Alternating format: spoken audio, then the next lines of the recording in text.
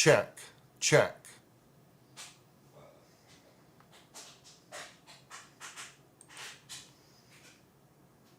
Okay, sorry guys, going right from the premiere directly to live takes a little bit of time, so I don't know if you were hearing me check the microphone or not. I'm assuming everything is working. Let me switch my camera or my chat window here. Yeah, back again, exactly. Well, I got right there. Been making payments on it, and I was only gonna pay half today. And Linnell was like, "Well, why don't you just go ahead and pick up the guitar?" And I was like, "Okay, well, we can do that. We'll just go ahead and pick it up." And I only owed like 250, something like that. And I was going to give them 125 and then wait 2 weeks and, give them the other 125 bucks on it. And Yamaha USA isn't like Yamaha Japan. And I say that because this is my second Yamaha guitar. My first one I love. Linnell got it for me as a Christmas present. It's a Pacifica.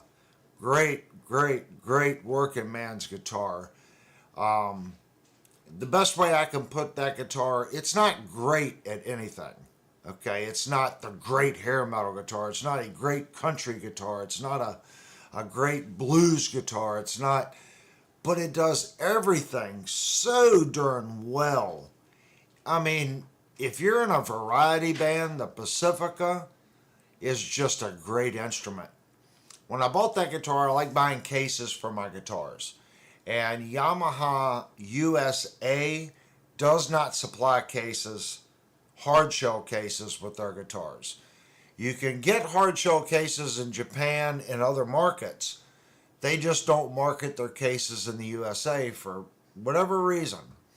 So I ended up getting a Gator case for that guitar.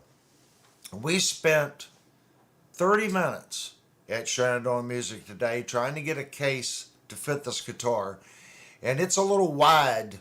It's wider than the original version of this guitar. They made it wider. The body's wider. And they only had one case. Well, they had two. The first case that it fit, it was tight. I was going to have to squish the foam in, and it was really going to compress the guitar.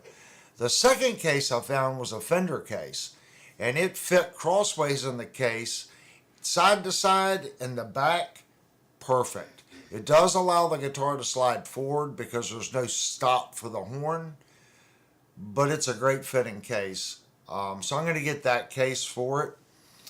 But the reason I say support your local stores, they gave me this gig bag. It's a Yamaha gig bag. They just gave it to me. They had one, and they said, here, just use this. So there's a side of me kind of going, do I really need a hard shell case? They gave me a nice gig bag. So let me show you the gig bag. Uh-oh. Dropping all kinds of stuff. So here's the gig bag. And it is a Yamaha gig bag. And from what I understand, this is a Revstar gig bag. Now, something I picked up, guys, super cool. And you can finally, well, I'm not going to say they're reasonably priced. Because I paid twice as much for this, well, probably 3 times as much for this cable as a regular cable, okay? But the cable I was looking at were custom made, and they were going for $80 to $90 for one cable. Well, this company has made my cable, and they've made it, I don't want to say affordable, because it's still not affordable, but it is half the price of the cable I was going to buy. And that's Gator. The reason this cable is so cool, let me set this down for a second. When you unplug your guitar, you get that brrrr carrying on. At the end of the 1/4 inch tab, you see that little red stripe? Well, that pushes in. So when you plug it into the guitar, this little red piece slips in and it makes it have contact. So as soon as you go to unplug the guitar, that red sleeve pops out and it disconnects the connection in the cable. So the cable becomes dead right then, right there. It's not active until the tip is already on the engagement point in the jack. So once that red piece cuts in, it's already engaged in the jack and there's no noise. It's called a noiseless cable. I've wanted one of these for a long time. You could only get like custom ones, and they were $80, $90 for a cable. This one was, it was still expensive. Yep, $52.99 with tax. And I know that's a hateful price for a cable. It's not when you compare it to what they were 6 months ago before they started making a production version. The cheapest ones I could find were $80. So $52 for a cable like this, I'm all about it. Very nice cable. So first time buying one. So if you're doing live and you don't like that when you're plugging in and out, pick one of these up. It is a quiet termination cable. Trust me, they're just awesome. So I picked up one of those, and I am going to be doing a review on this guitar. Now this is my personal guitar. It was not picked up for review. The Fender in the last video, I did not purchase the guitar. They allowed me to take the guitar home, do a thorough review on it, and return the guitar. So that guitar is for sale for you guys. What I'm saying is, the guitar, the Fender was $5.99, and I think for $5.99 at an entry-level Fender product, that's a great guitar. If you look, go back, if you missed the video or missed any part of the video, I will go back and put chapters in the video. I just run out of time to go into YouTube and do all the chapter stuff today. So you'll be able to go right to that point in the video once I do the chapters. I tried to cover everything on the guitar, even the thickness of the body, the width of the body, the lengths, because the Squier products, they shave the bodies down. Fireflies, all the clone guitars are usually 1.5 inches, 1.6 inches. They're not a true 1 3/4 slab like the Fender. They also shorten the body a little bit to save money. This is a true Fender size, real Strat size, same thickness, same. They didn't cut any corners there. It's a rosewood fingerboard. So let's go over the differences between the Squier and the Fender. The Fender is rosewood. It's not Indian laurel. It's rosewood. The neck is a one-piece maple neck. They didn't glue a chunk on the side of the neck. Kramer does it. See that? That's what that is. They glued that little piece on. When I first bought the guitar, you could not see that. They were both blonde. The older the guitar gets, the darker this little piece of maple gets. And that's where they glued part of the neck on to get this beak. They're saving money. So this chunk of maple was only from here to here. They just added that to get the headstock in. Fender didn't do that. They didn't cut that corner. If you look at the Squier, it has a seam there. They're gluing a piece of material on that blank to get that headstock. You're getting that, okay? Squier sometimes will be 4 or 5 piece bodies. It's only a 3-piece body. You're getting a real 5-way switch, not the printed circuit board switch. It's the nice switch that has the metal arm and the metal contacts with the brass plate. It's a nice 5-way switch. You're getting full-size pots, okay, on the Fender. You're also getting stock, the better bridge, a 2-point tremolo bridge with a larger block on the back of the tremolo. You're also getting better tuners. Okay? The only thing they could have done, which was brought up in the video, how come they didn't use a bone nut? I don't know. Maybe they figured if they did that, what would really separate it from the Player series? They had to make something in between the Player and the vintage vibe. And I think they did that. They put enough upgraded stuff on that guitar to put it right in that sweet spot. That's a great guitar. If someone wanted a Fender Strat and you like the Strat sound, not the look, and you want a super shredder, that's not what that guitar is. If you want a Strat and you want a guitar that sounds like a Strat, call Shenandoah Music first thing Monday morning and buy that guitar. If they anything under $200 in shipping, you're going to break even. If I had to work on that guitar here and I had to dress the frets, now I didn't level the frets, I only leveled one fret because the neck was that good. But I did dress the ends of the frets, I fixed the one bad spot, and I reset the tremolo, put Diodario XLs on it, reset the intonation. A tech's going to charge you at minimum $200. Normally, something like that coming in with the hours that I put in it, it would be right at $200, $225, depending on the strings. So, I don't think it would cost $200 to ship that guitar across the country. I think it would cost maybe $120. I sent Jupe a guitar, and I didn't argue with them because when I got online and I typed it in, it told me it was going to be like $36. But then I double boxed it and I put extra foam in it and I put a gig bag in there. So that added maybe £1.50. But I think what got me, it went from like $35 to $100 because I increased the box from 4 inches to 7 inches on thickness. The length got 8 inches longer and the width got 2 inches. I think that box size makes a big difference. They're going to have the factory box, which has the foam that encapsulates the guitar.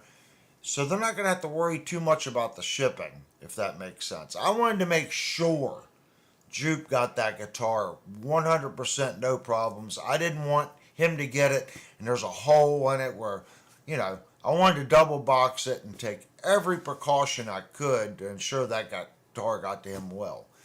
They're going to do the same, but they're a store. So they're going to get business flat rate shipping, if that makes sense.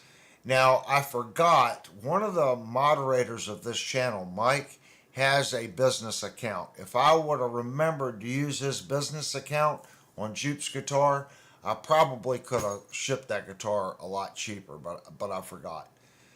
I'm just saying, if y'all want a Strat, that one is super nice. Before I made the changes, the guitar is still worth $5.99. It is. The soldering work in that guitar, highly impressive. The wiring, the neatness of the solder joints, the quality of the components they're putting in it. The ceramic pickups sound good. They're a little noisy. All Strats are a little noisy. That's why Fender comes out with the noiseless pickups. But Fender noiseless pickups don't sound like Strats. They're trying to get them to sound like Strats, but the very first ones, those guitars did not sound like Fender Stratocasters. They're getting better at choking the pickup, and I say choking because a Fender Strat just has that sound. And when they stacked the noiseless pickups, they were just too hot, too gainy. So they're trying to choke them down. I don't want to say anemic because Fender Strat pickups aren't anemic, but they have a sound due to how the windings and the coils are. The ceramic pickups are that. That guitar sounds like a Strat, and Strats have that problem. If you're looking for that kind of guitar, give them a call. It's a great guitar. It really is. But I would love to own it, but I have to keep to my Axe Effects funds. I really want to get an Axe Effects, and that's why I set up the super chat the way it is. As the super chats come in, I'm dividing the funds, and when we get enough money, the channel will buy a guitar with that. And then it'll be up to the channel members. We can sell that guitar, put the money back in, and along with more super chats, we can keep upping the ante. But keep in mind, the more expensive guitar that you buy, the more you lose on the resale. As long as we stay 500 and under, you don't lose too much. 5 to 900, you're going to probably lose 2 or 3, maybe 200, something like that, 250 on each guitar. So you got to keep that in mind. So are you wasting it? Nah, you're not. Not as long as it goes to a good home and that information does get published for everyone to see. So it's not a waste of funds. But we do better at medium priced instruments. Anyway, I've chatted enough. Let's see what's in the bag. And yes, the color is obnoxious, but I'm all about obnoxious.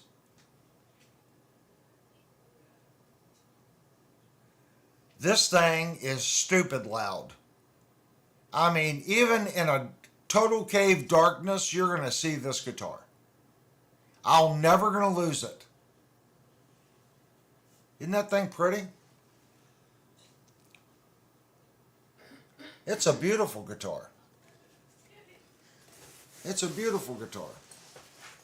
So, my plans on this, guys, even though this guitar sounds really good the way it is, I want a P90 loaded guitar. I really do. I like P90s, but I like humbuckers too. So, I know what you're saying. Well, they make a P90 version of the Revstar. They do. But I like this tailpiece. The P90 one has the long bridge back that screws in here that floats. Nothing wrong with that bridge, but I like the ABR style bridge better. So what I'm going to do, since I like humbuckers and also like P90s, I'm going to put a pair of Seymour Duncan P rails in this guitar. That way I can have my P90 guitar, double cut P90, and I can also have my double cut humbucker all in one guitar. And the P rails are awesome pickups. They're about 220, something like that. So I will have to put those in, and I'll have to, pretty sure, well, this one does have one push pull. So I can probably leave the stock components in here and just use the one push pull to go humbucker P90 like that. What I was going to do is I wanted to be able to do the P90s or the single rail. Okay? They have north and south on the pickup orientation to where I could use the two single rail pickups. Okay? Granted, if you just use the bridge, it's going to be really thin, but I wanted the option to do it that way. If I went up to the center position, I'd have the two single rails. Or I could do P90 and single rail down here. So I may have to do some fancy wiring configuration, or just wire it simple. Down is P90s, up is humbucker or something. Do something simple like that. But this is the guitar I picked up.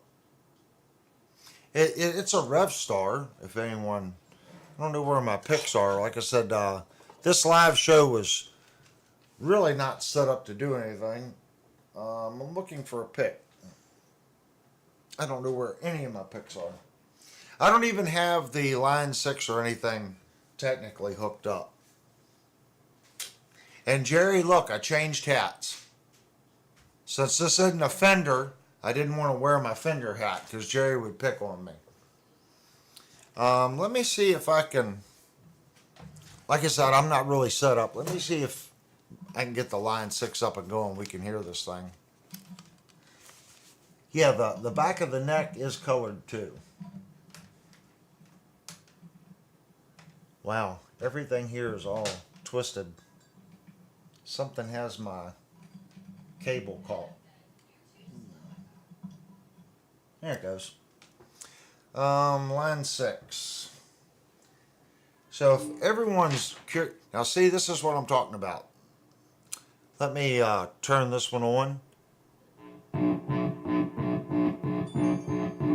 The The new cable will not do that. The little piece here plunges in, so the cable is dead until you plug it into the guitar. Once you plug it into the guitar, it becomes active. So no more, hear that? No more of that. No more going on stage and blowing a driver because you plugged in your guitar when your gain was cranked all the way up and the volume was at 75%.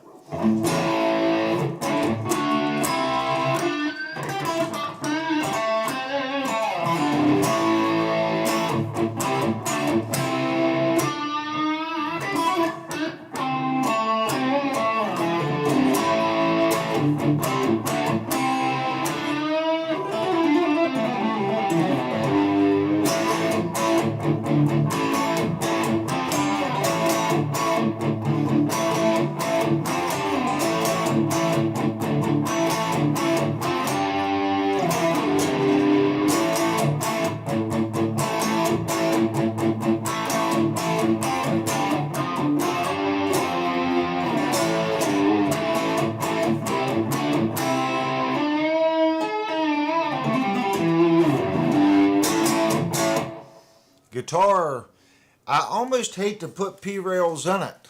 These pickups sound that good, but I have a guitar that I can put these pickups in right now, because these pickups really do sound good, that need humbuckers. So if I put the P-rails in this, I've got two solid pickups to put in something else.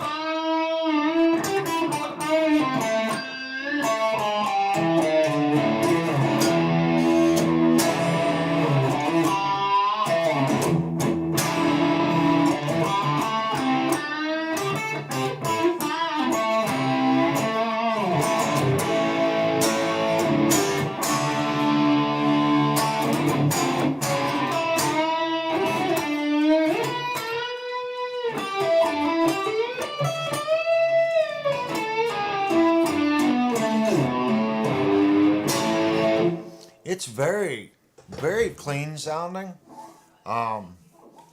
Again, this guitar, exact same price point as the Fender. When I run my finger right here, I can feel the edge of the fret. I'm not saying they're sharp, okay? I think this one out of the box is a little sharper than the Fender was out of the box. This one I think would actually tear if you did the socking trick. But feeling these frets, I know I can lightly dress the end of these frets and they're going to be sweet. I've gotten really good at being able to tell the finish, okay? What has taken place here? At the factory, to save time, they've block sanded this to 35 degrees, and instead of cutting back, they've got a fixture, a piece of vellum that they're putting on this neck, and they're blocking to that vellum. And that's leaving that little bit of an edge there. But that's saving them time because that vellum is protecting the neck.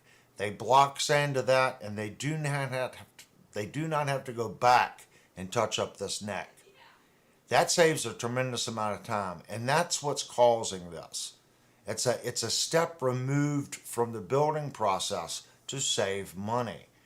Now the Fender I think was a little better than this one, but I know I could take this downstairs, and with about 2.5 hours of work, I know that sounds like a lot.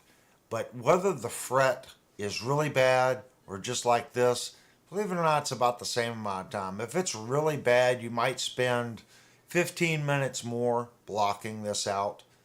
But the majority of the work, once you have to do that and you file the ends of these, that means you have to sand them all, okay, to get them all to the exact same consistency.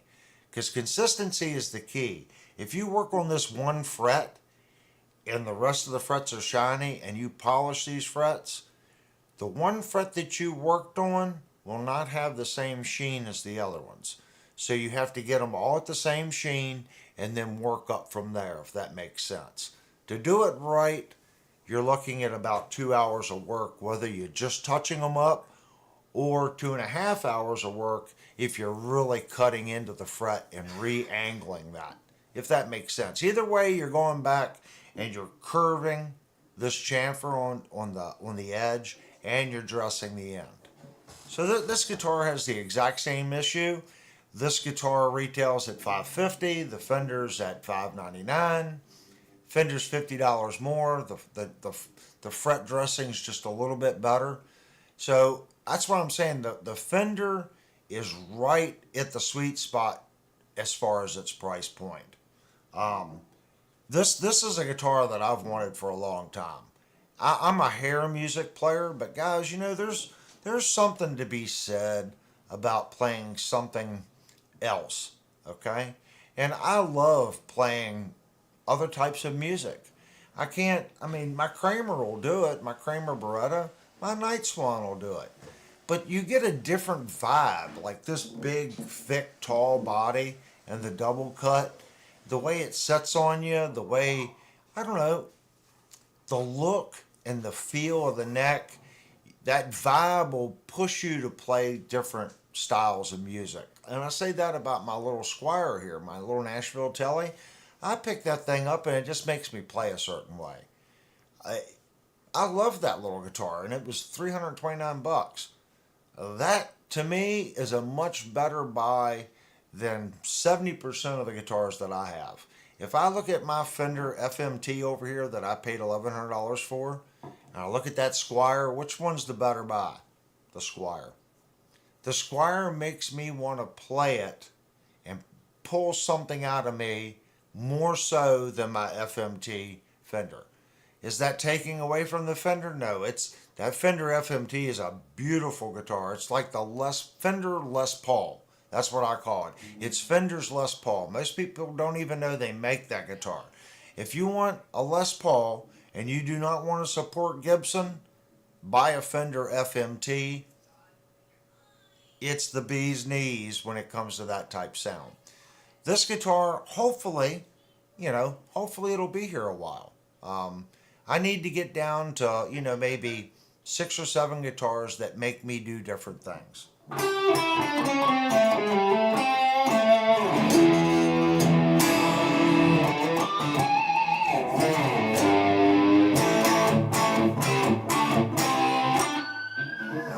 But you can hear this guitar versus the Fender, this one just has more, and that's because of the humbuckers. The Fender has single coils. That's why, during the premiere video, I said if you want a Fender Strat and you want your Strat to sound like a Strat, that's the guitar.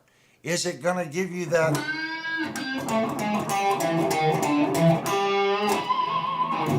No. It doesn't have the...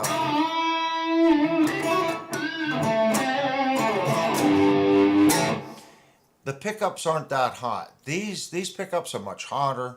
They're humbuckers. They're fuller. They punch more than a single coil.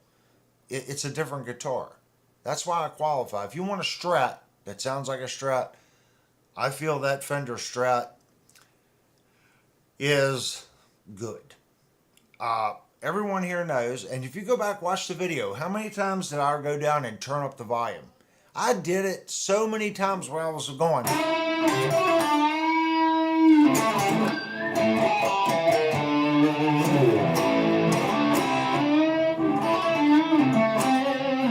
Go back and watch the video. How many times I reach down and grab the volume and turn it. Because as I'm playing a Fender Strat, I always hit the volume knob. It's nothing against the guitar. It is 100% this guy right here. I've just never stuck with a Strat long enough to break that habit of me slinging my hand down there and hitting it. And that's the reason why most Fenders don't stay here. Fender Strats just don't stay. And that was the main reason I bought the Squire. It's a Fender Strat with Telecaster electronics or down here. So the volume knob's moved. This guitar, I literally bought for what it is.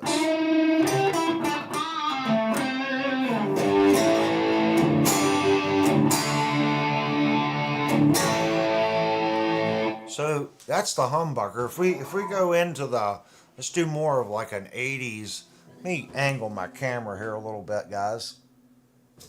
It's a little high.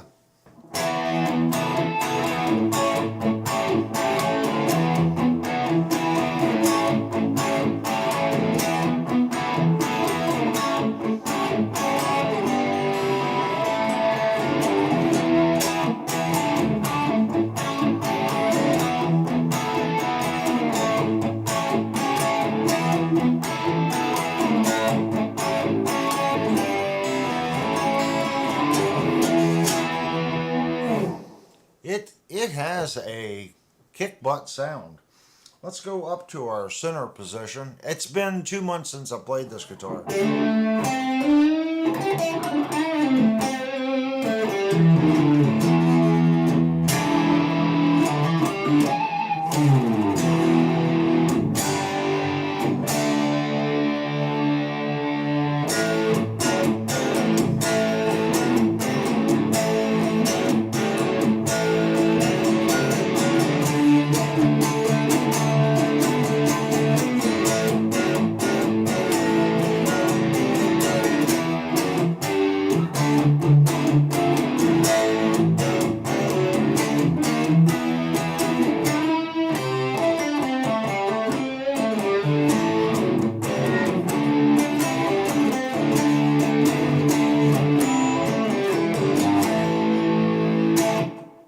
Center position sounds good too. Let's go up to the neck.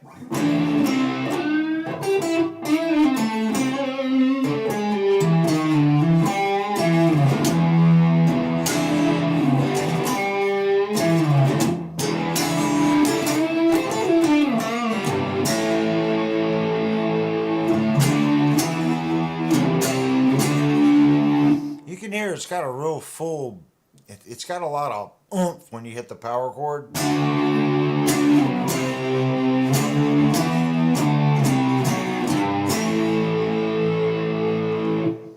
Now it does have split coils, so let's oh, that was split.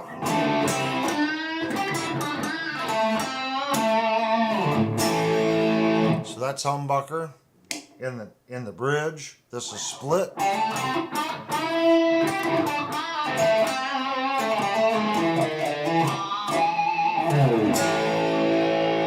Split back to humbucker.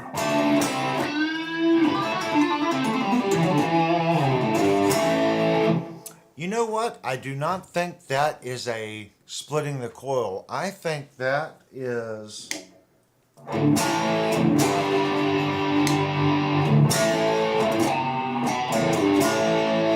someone can Google it, but I'm going to say that that is a voicing switch.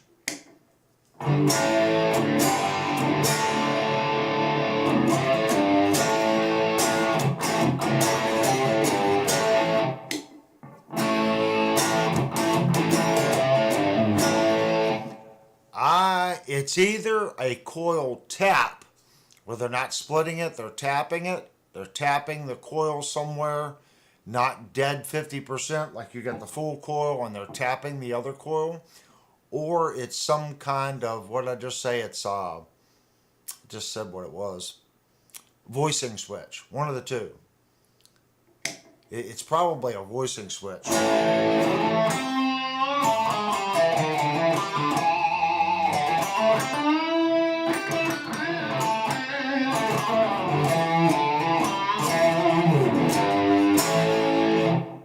Back to the push down.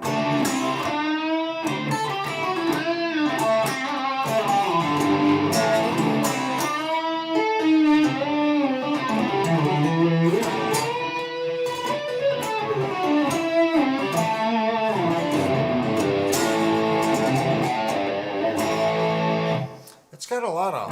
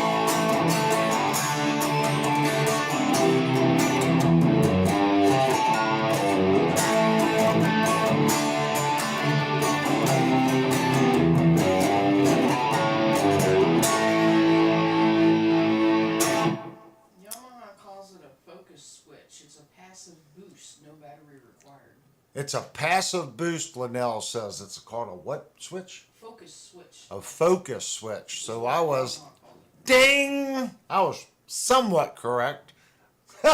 It's not a coil switch, it's a focus switch. Simulates an overwhelmed pickup. Ooh, simulates an overwhelmed pickup, she said. I can see that.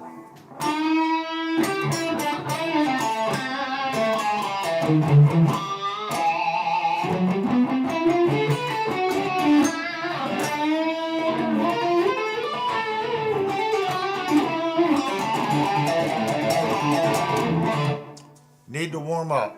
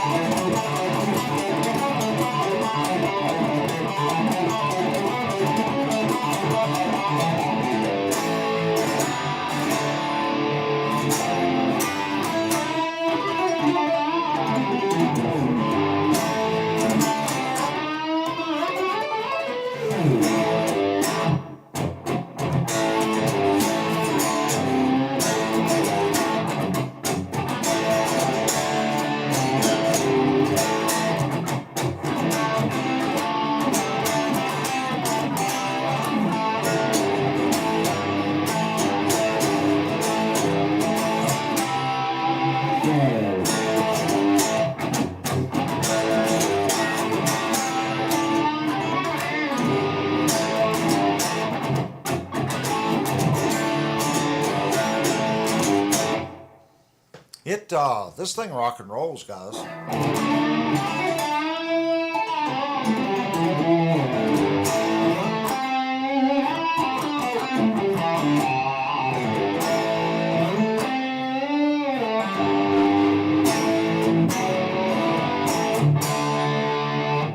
It's got I don't know if it's, like I said, I'm playing through the line 6. I don't know if that's coming through it. It just feels like it's got power behind it.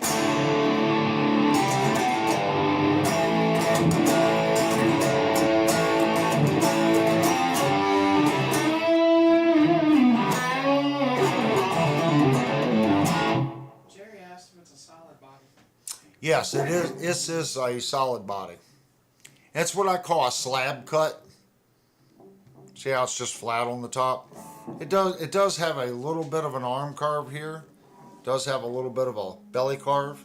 But it's pretty much a slab cut where they've just chamfered a little bit here and a little bit back here. Devastator typed in about the knob too. He might have beat me to it.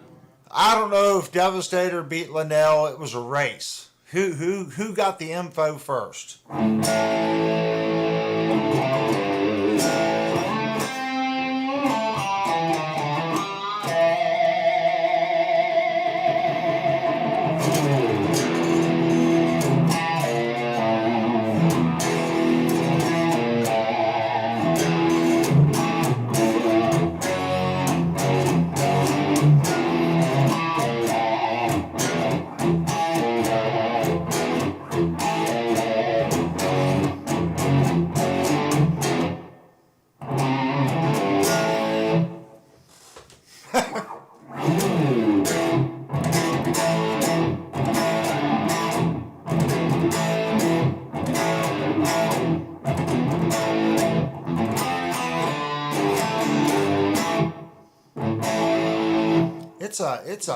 It's a kick butt little guitar.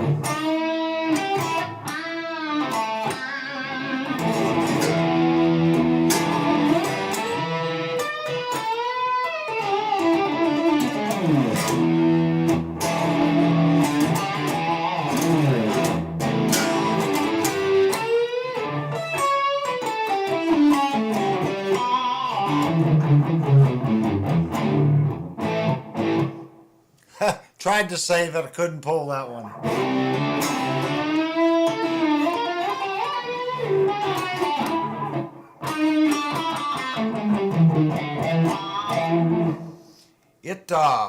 It has a real smooth feel to it, and something I can't wait till we actually do the review on this guitar. The frets on this guitar look extremely wide. I mean, this thing's got the widest frets of any guitar that I own. They are really wide frets.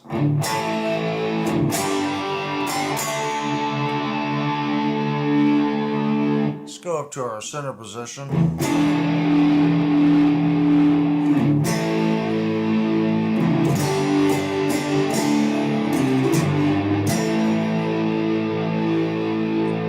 And it's got a sound. I almost don't want to put P rails on it. The thing sounds so good.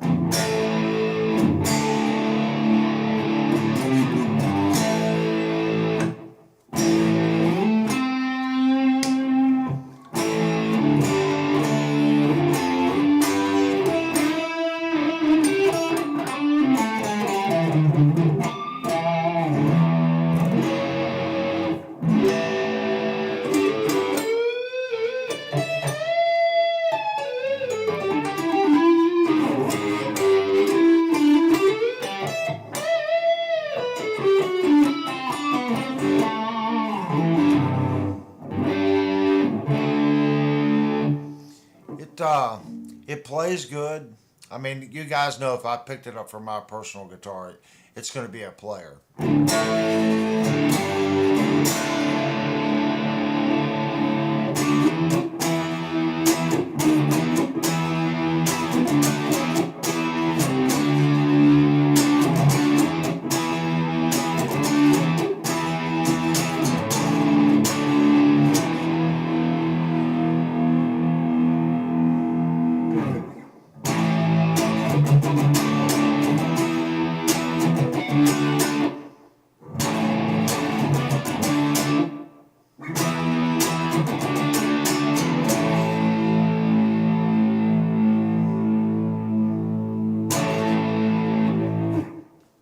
Don't want to take the bass player's part. The guitar really doesn't do that, guys. It just holds the note. The bass is the one going.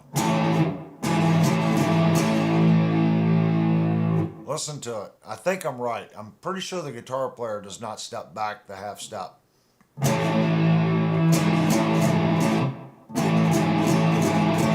think it's the bass player.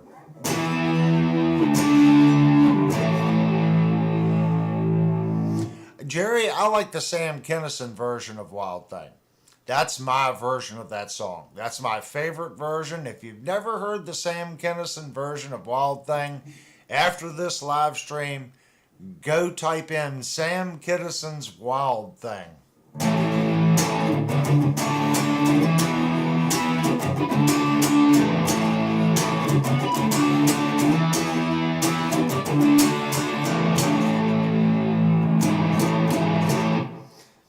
That's an awesome version of that song.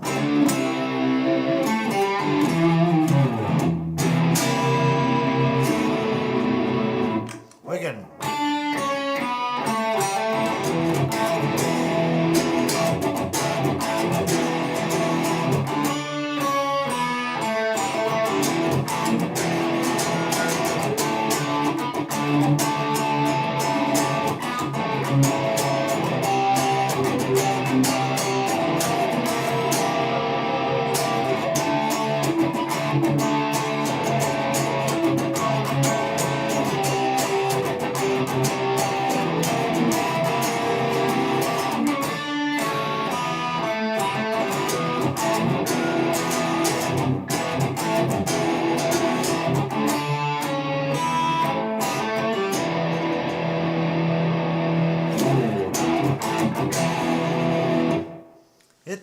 It's got a good sound.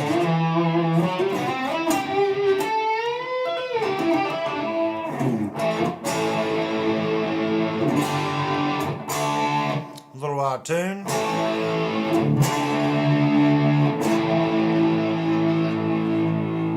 I'm reaching for fine tuners. That's too funny.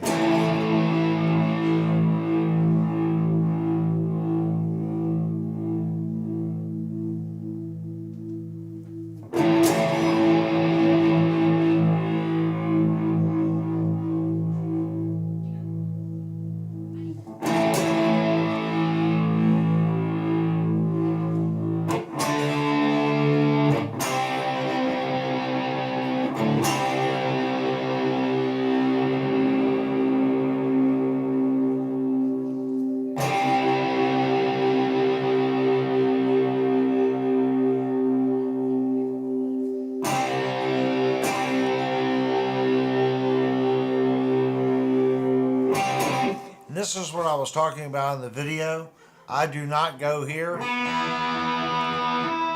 do not tune the guitar that way. I come to my D and I tune to the D.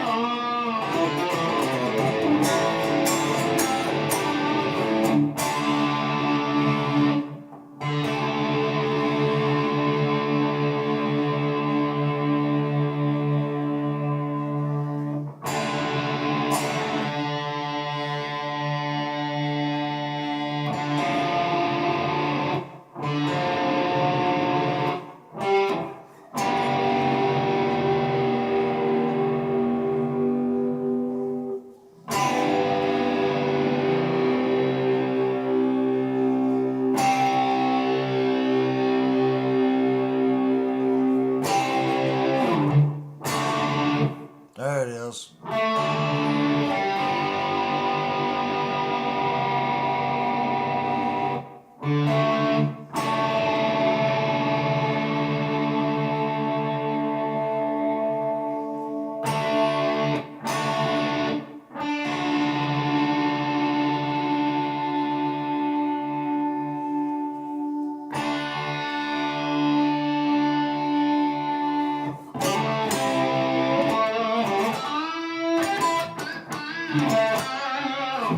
That's it.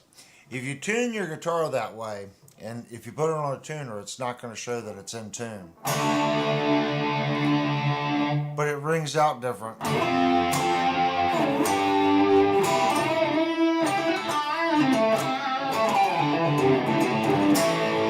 So you're going to do 440 all the way down. When you get to your B and your lower E, you're going to use that and you're going to tune based off the D. And then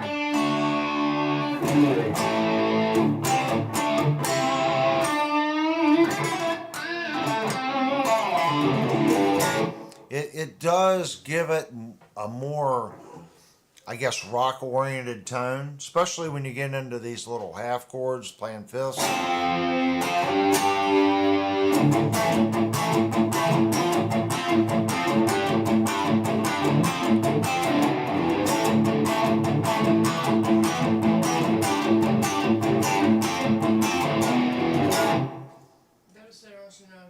If you know any Ted Nugent. Ted Nugent. I do. We used to play some Ted Nugent. Ted Nugent. How did Ted Nugent?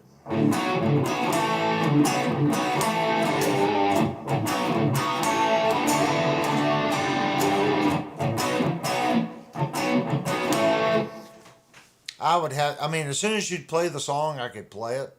But me pulling it out of thin air, I'm not going to remember it. What's it? I can't even think of Ted Nugent.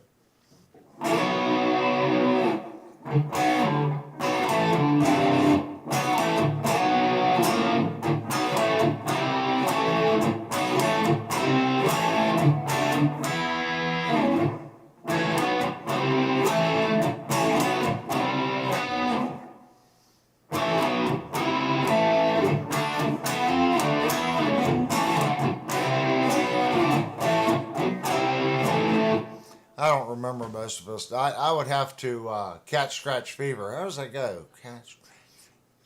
I know it's Cat Scratch Fever. I just can't remember how the jingle goes.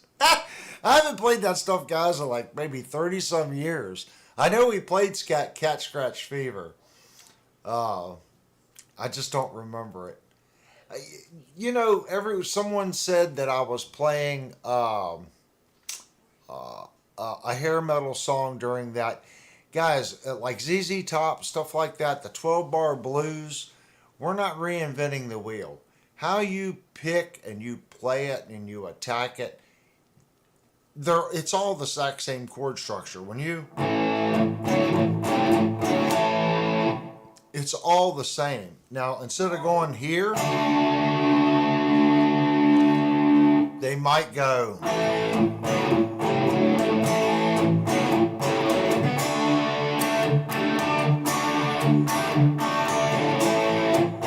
It's still D. And when you get to the second part and they go, you can do the exact same thing here.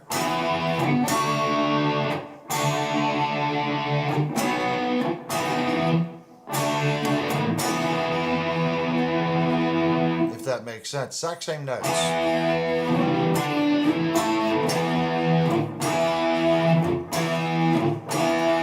Hear that? So you can go.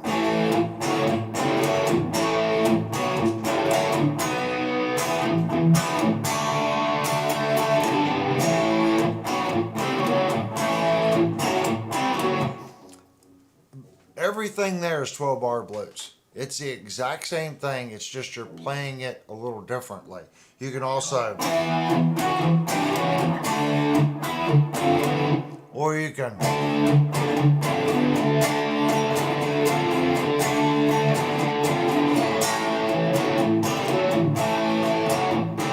if you want more of a rockabilly, you can go.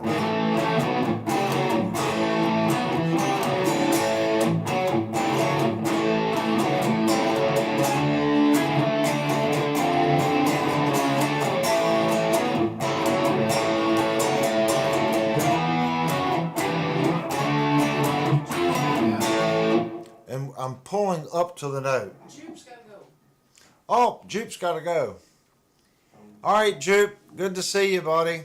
I'm working on your video content right now for your first video release. So I'm recording your stuff now, and I'm working on the video release of the fender repair now. So I'm working on the editing on the fender, and I'm recording your video content as I'm working on your guitar. So that's where we're at there. Good to see you, man. Thank you so much for coming and supporting the channel. You guys like Jupe, Devastator, and the people that do that, that's the people that support the channel. And I can't thank you guys enough for that. I mean, it's past my words to say thank you. In my opinion, just doesn't cover it, if that makes sense. I appreciate everything you guys do. It's 100%. But yeah, if you want to change it, it's still 12 bar blues. The 12, it's going to be 4 measures there, 2 measures here, back to 2 measures, 1 measure, 1 measure, 1 measure. Each one of those is 1 measure, which equals 4, which brings it back to the beginning. How you get to there and how you play it changes the song. So I can...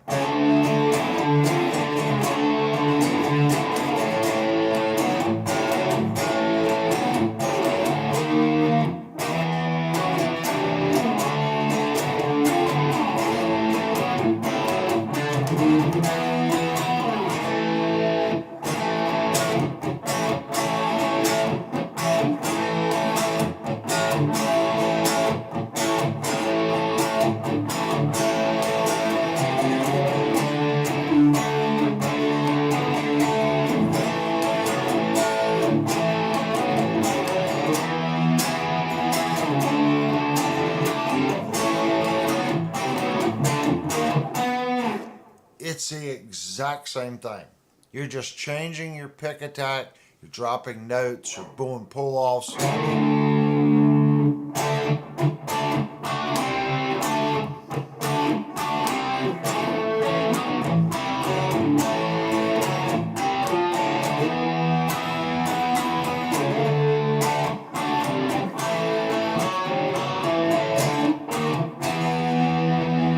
So instead of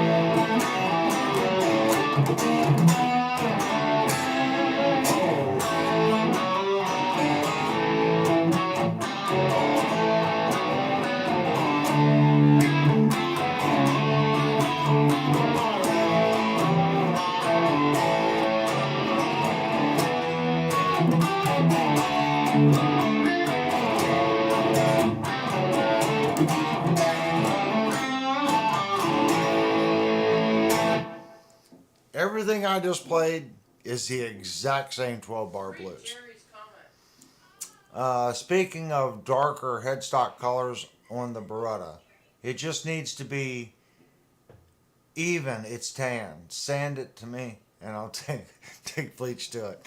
Yeah, I know. I thought you wanted the Night Swan. You're starting to confuse me now.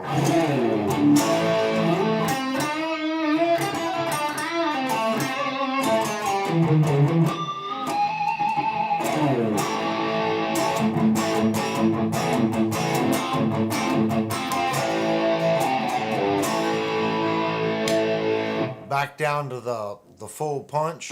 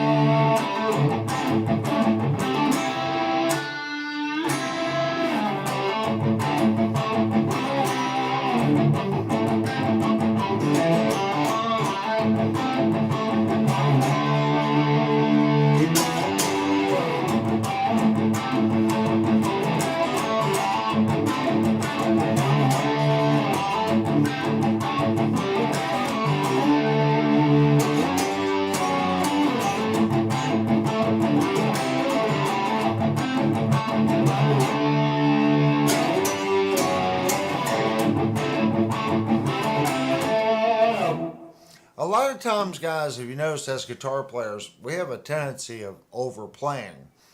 Because I'm sitting here, I'm overplaying that 100%. I don't have a bass player, I don't have a drummer, and I don't have a vocalist.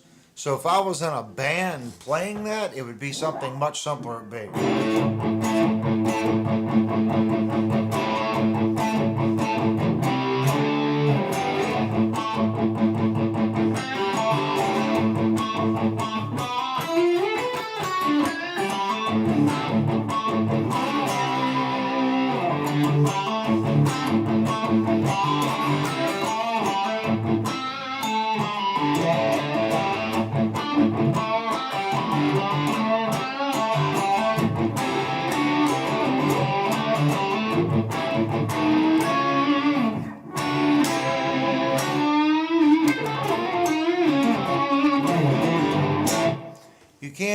You gotta simplify the stuff, and then in little parts where the singer's not speaking or the songs, you can start adding in some of the.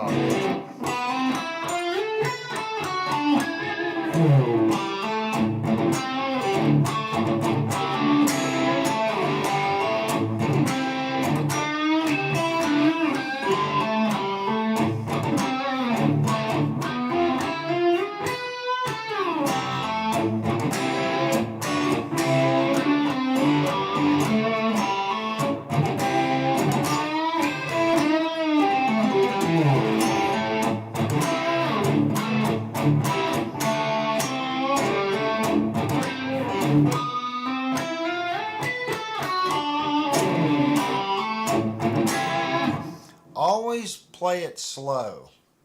Learn how to make it flow slow.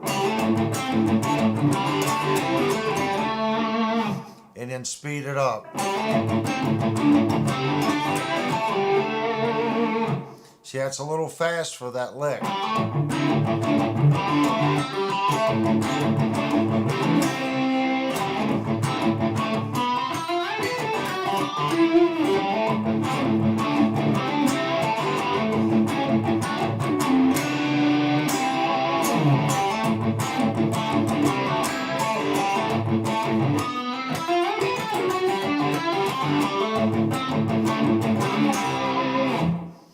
That just keep. Hey, I know it gets boring, but you can't get. There's more than the notes. You gotta. There's a saying, guys, and I'd never understood it until I got better at playing certain things. A lot of people say tone is in the fingers. I 100% agree with that. 100%. I can hand this guitar to 5 different people, and the tonal quality of this guitar will change. How they attack the strings, how they fret it, how the amount of pressure that they put on each little note. Everything really does affect how the guitar sounds, how the bends come through. Everything that you never thought made a difference, believe me, it makes a difference. If you don't believe me, if you've got any recordings of you playing 10 years ago, go back and listen to it. And it could be songs that you're still playing today. Well, how come odds are you sound 10 times better playing that same song today than you did 10 years ago? Because the more you play that song, the more you get a feel for what does and does not work, especially if you play it and you get to listen to it back. Not necessarily when you're playing it. Sometimes you're playing something and you're like, oh, that was awesome. And you go back and listen to it and you're like, ugh, what the hell was I doing? And you realize that just did not work. And it may not necessarily be that you're out of key. Maybe what you did is fine. It just didn't work in the context of that point in the song. Maybe the bass player was on a 5th or a 7th or a 9th, or the vocalist was, doing something, or maybe something was going on in the drums and it just all didn't correlate together. You start to get a feel for when you can and cannot do certain things. And that's why when you hear these bands that have been playing together for 20 some years, they sound so good. They know one another. They can play off of one another. The bass player knows what the guitar player is going to do probably before the guitar player knows he's going to do it. That is when you become a well-oiled machine. And that's how you should approach the guitar. Just keep playing it.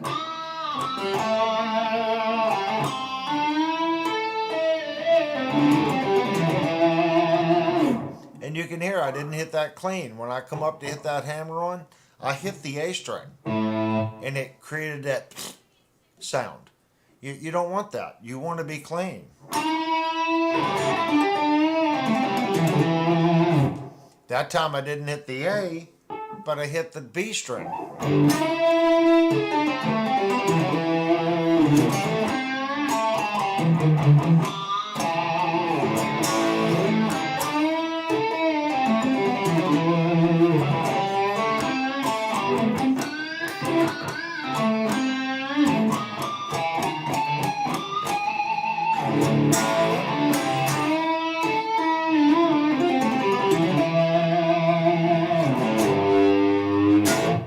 When you go up and you pull off on that E, you want to make sure the other strings are...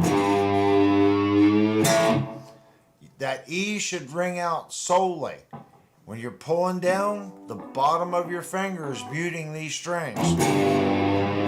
Hear it? I didn't mute. The A was making noise.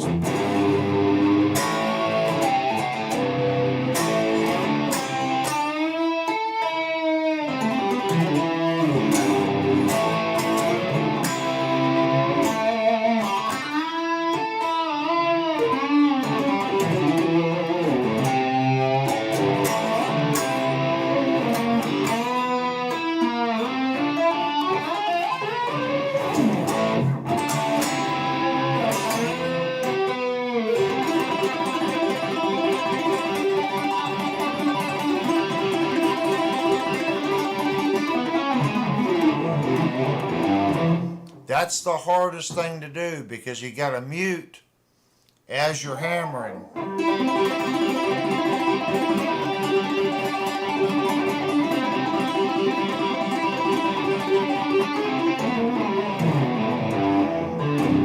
And it's really hard not to get these other strings to start vibrating as you're playing and making it sound like mud.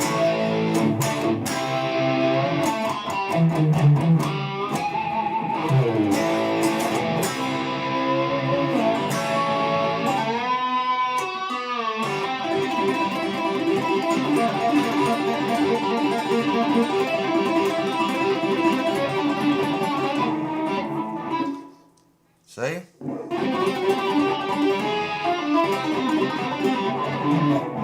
You just got to keep going over and over and over.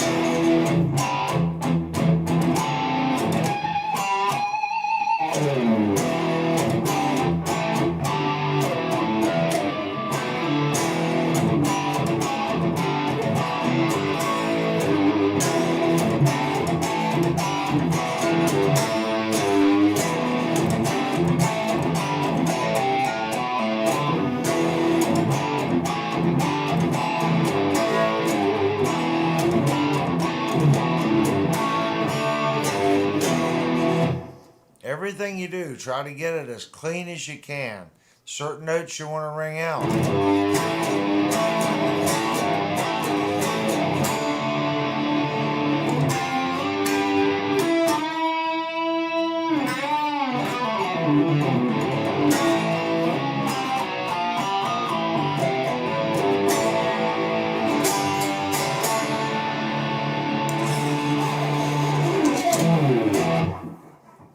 Sorry.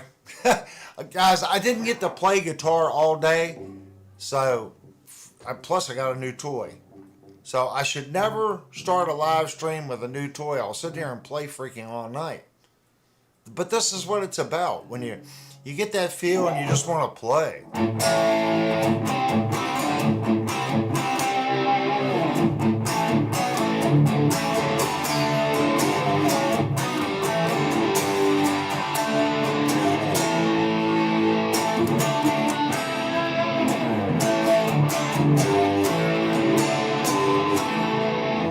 This guitar, the open notes really, it's got a nice open sound to it.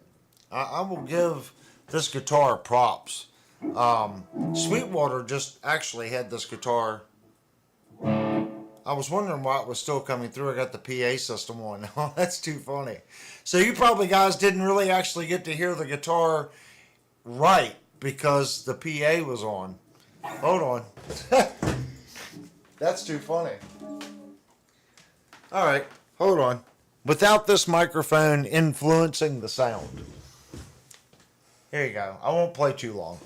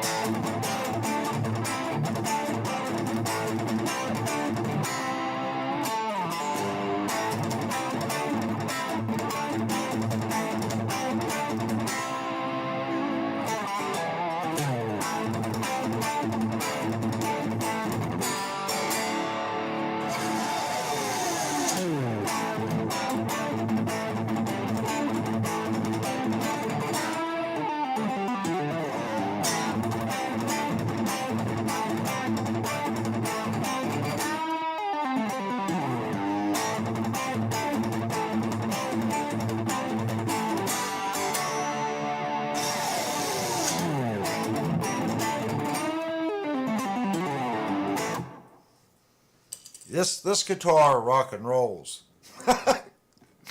It doesn't look like a rocker, but I tell you, it's got some rock blood in it.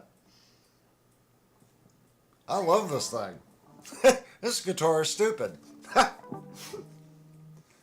I see we got, I might butcher the name. I'm going to say blah. We got Blah in the chat. Good to see you, buddy. Oh. Blah, if you missed the live, well, it wasn't live.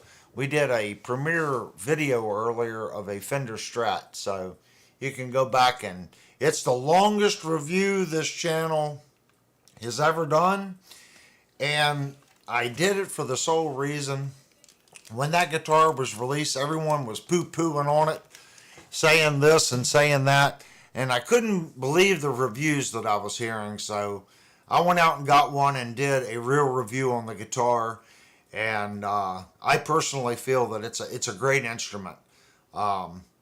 It's a shame the YouTubers, I think what it was is no one wanted to say Fender Indonesia. That wasn't Fender's first Indonesian guitar. I've got a Fender FMT over here. They've been making the FMT in Indonesia for years.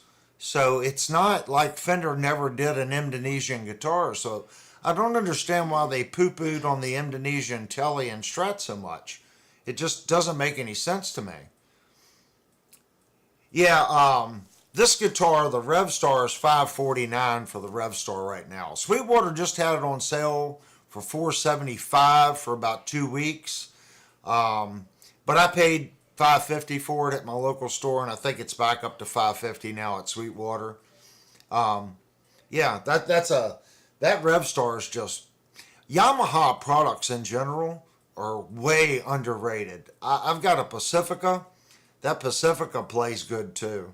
They're just great instruments for, they make some budget stuff too.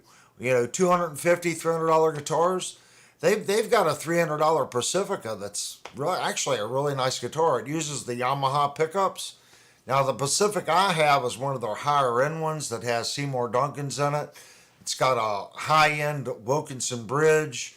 It's a darn nice guitar. Well, guys, I hate to say it, but we are going to have to take a break because I couldn't take a break during the premiere video, but I need to hit the restroom, and we all know Jerry needs a break. He can't go too long without a break. Oh, that's right. Jerry had a break during the last video, so everyone other than Jerry can take a break. He had a little break doing this live too because he went and ate some ribs. Oh, he had another. That's 2 breaks for Jerry. Linnell just ratted you out, Jerry. All right, guys, we're going to take like a 5-minute recess. Literally, this week has been for me. Now, I know you guys haven't seen it because you base it on content. This week has been nothing but work and YouTube and video editing. This has been my most active week as far as content creation. But anyone that's here that did not see the new review, YouTube views things as how many people watch a review within the first 24 hours, how many comments there are. I worked extremely hard on this review. The most detailed review the channel's ever done. Lengths and widths of the guitar, the thickness of the guitar, intonation, neck pockets. I mean, went way overboard. Did 2 different demos. The first demo, I actually did use the clean channel on the Egnator. I did not screw that up. So the first section demo, you get to hear the guitar on a clean channel. And that Fender Strat sounds awesome on a clean channel. Then we took the neck off the guitar, looked at the neck pocket, looked at the electronics. The electronics were awesome. Put the guitar all back together with new strings, and then we did a whole nother demo. Of course, I said I was on the clean, but I was actually on the dirt channel. But I left it in there for one reason. When I went back and looked at the first demo, I went from clean to a pretty heavy distortion. So I left the second demo in that I said was clean, because that was actually a very light distortion. Some people do like a little distortion. So I thought it was a good representation of the guitar on just a little bit of gain. So if you look at all the demos, I mean, we covered super clean, really light dirt, a medium dirt, high gain, and then stupid gain. We did do some stupid gains at the very end. What? Read, Blah? yeah, read I will watch your interesting investigation of the Gar and telephone to the Indonesian.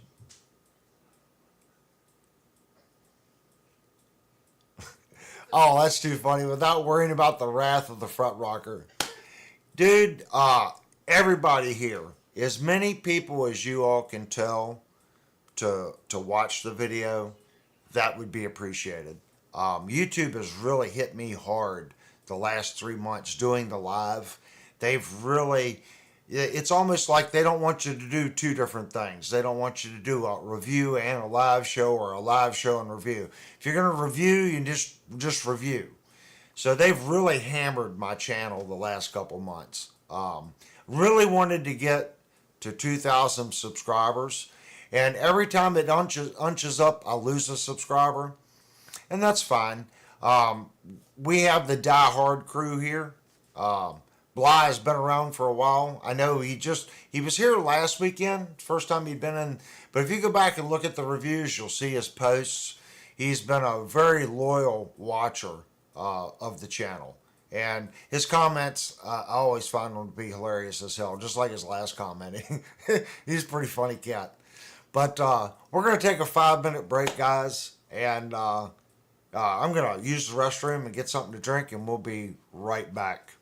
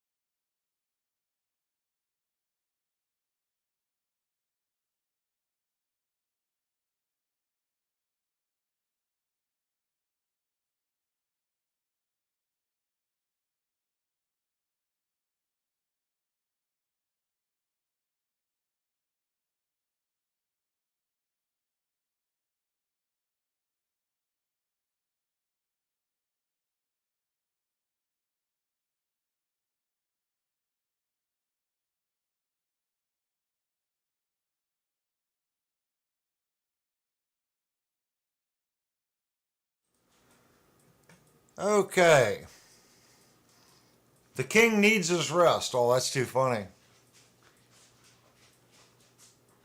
Um, what I do want to say, if you guys go back and watch the video, it's a 2-hour video. A lot of you all were there. Some of you come in late, so you can go back and watch the whole video. I know it's long, okay? But the point in this channel is to do solid reviews. I mean, when I first started out, everyone said, a 45-minute review, you're crazy. Then they became an hour, then an hour and 15. and just kept adding and adding and adding and adding more and more and more content. You know, I'll see a lot of channels, they just run high gain. I'm a high gain player, but someone watching that review, they might not be a high gain player. They might play clean. So I don't want to shortchange anyone, okay, if that makes sense when they watch a review. They might only be interested in the clean. They might only be interested in the light gain. They might only be interested in the high gain. So I try to do a little bit of each. And I play the exact same thing a lot of times because of YouTube. I don't want copyright strikes. I know what I'm playing isn't anyone else's music. It's pretty much open, 12 bar blues. Everything that I do, it's open. So that I'm not playing really anybody else's music. So they really can't get me on that.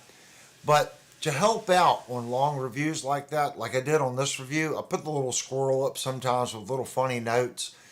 In this review, though, watching it in real time, the squirrel comes up and disappears really quick, so you may have to pause the video to catch all the little funny notes.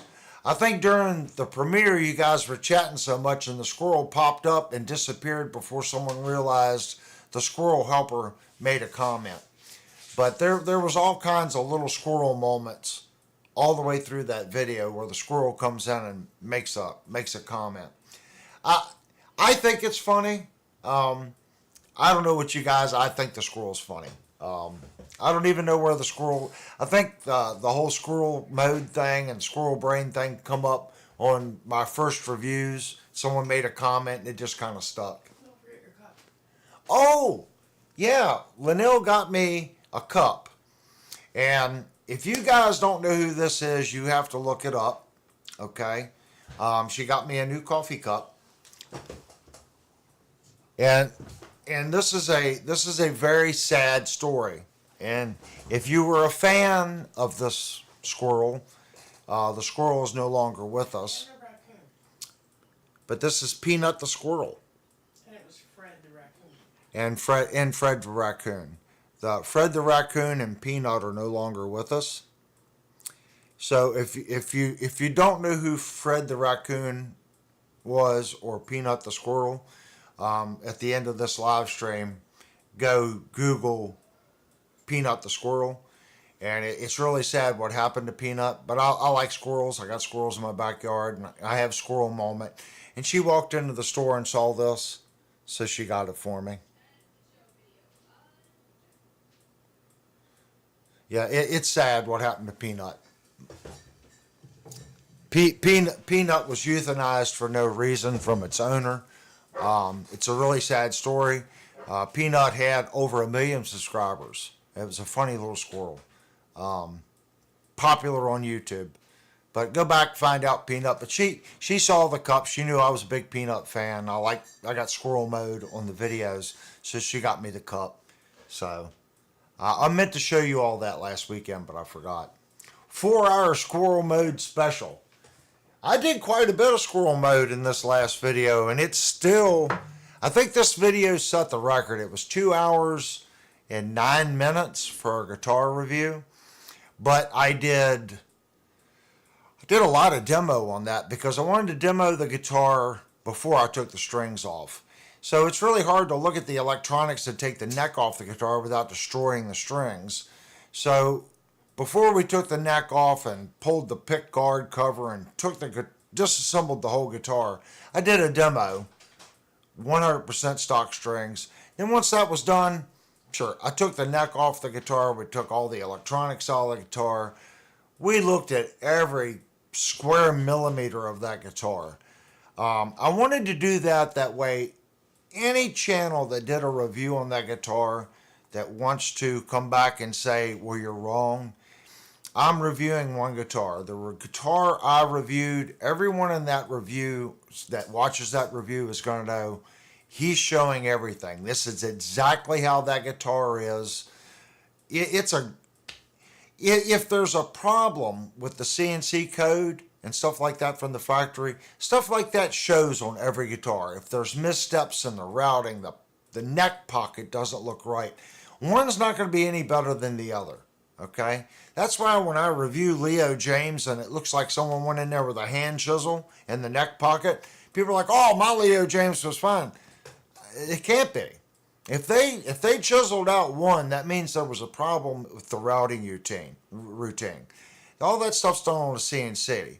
So maybe they didn't chisel that one out. Maybe it's got a high spot in it. And they just said, put the neck on it and send it. The step down marks on the side, that tells you whether or not they're changing their tooling, whether the step over rate's right, if the machine's running smoothly. All these things can tell you the quality of the instrument. I didn't see any of those problems on that Fender. The wiring in that guitar, I would have to say, as far as the sheen on the puddle joints, it's not just the sheen of the puddle joint, it's the amount of solder. When you tie 4 wires to a pot, even when I do the work, to get those nice, tidy little solder puddles with 4 wires, guys, I'm telling you, I can do that sometimes, but to consistently on every pot on that guitar look the same. I might get 2 out of 3 to look like that, but I'm going to have one where I've put too much heat or stayed too long and the puddle spread. Nothing wrong with it. It's just about precision. That person doing the wiring that did that guitar, you could tell they had done that and done that and done that and done that. They had that sequence down. They knew at the exact amount of time, how much solder. It was just a very clean wiring in that guitar. I'm going to call that if not one of the best guitars on the channel, the best guitar on the channel as far as the wire tidiness and the cleanness of the solder joints. The routing on that guitar, I haven't seen a guitar routed any better than that one. I saw 0 step overs, 0 step down marks, no gouging anywhere on the guitar. If you don't have a problem, you can't fix it. There's no problem to fix. So the routing and the precision of the machine work on that guitar, good again. At $599 on that guitar, it has good tuners. The hardware looks decent. The fretwork was decent. I'm looking at it for $450. Squire Vintage Vibe, got the little thin block, little thinner body. It has Indian little fingerboard. I can see the extra $150 for a rosewood neck, a little bit better tremolo, a little bit better body, I can see it. I think if Fender, now I wouldn't say they would do this. If Fender markets that guitar at $550, I guarantee you that guitar would sell like hotcakes. It's just because it's $599. And I don't know why that is, because in my opinion, at $599, it's a good guitar. I got a Gibson Kramer here, Beretta. That guitar was like $850, $900 now. It's got a Floyd and 1 pickup. It's $300 more. The Revstar that I just picked up, it's $550. Exact same price point. Exact same thing I saw with the frets on this. So they are right in the ballpark, in my opinion, on that guitar. So all those other reviewers, I don't know if they just thought it was clickbait and they wanted to put up all Fender's new guitars trash. Maybe it worked for them. Maybe they got a lot of clicks. That's not what this channel's about, and I've worked hard. Everyone in the chat here, I know. I've seen you guys chat. You guys get it. I want to do content that is truthful and honest because everyone here works. So when you go to the store and you pick up that guitar, at least you've got an aspect. If you pick one up, every guitar is different. You can get a bad one. If you pick one up, you go, I don't like the way this one feels. Ask them, go get it. Go pick up another one. Especially Sweetwater, places like this, they'll bring you 2 or 3 and you can pick from them. Just do that. But the production of that guitar is good. So, are there bad ones out there? There probably is. Every company makes a bad guitar. Um, but what I saw tells me, on average, that's going to be a solid instrument. I've reviewed a lot of different guitars, and I would have to say it's one of the better guitars that we've had on the channel. Probably at least ranked number 3 or number 4 out of the 50 as far as overall quality. Well, I'd say quality is probably number 1 or number 2. I would say ranked number 4 just simply because, and this is just personal feeling. I'm not a Strat guy. I hit the volume knob, so that takes a little bit off of it for me because I hit the volume knob. The sound of the guitar, I love Strat sounds. I'm more of a hair guitar player. That's just the kind of stuff that I play. That guitar can do it, but it's not really what that guitar does, if that makes sense. But I'm smart enough to know when I demoed it, I played Stratty type stuff with it.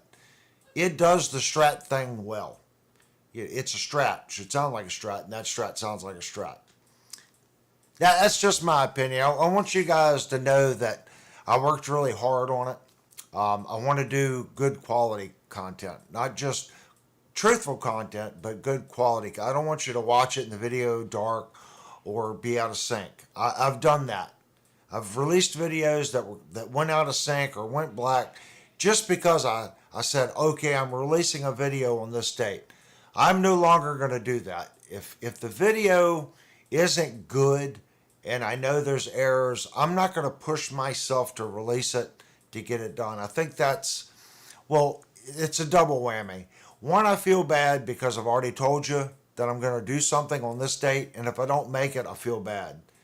If I release it, I'd feel worse because then I felt like I robbed you. I released something that isn't good, that had errors.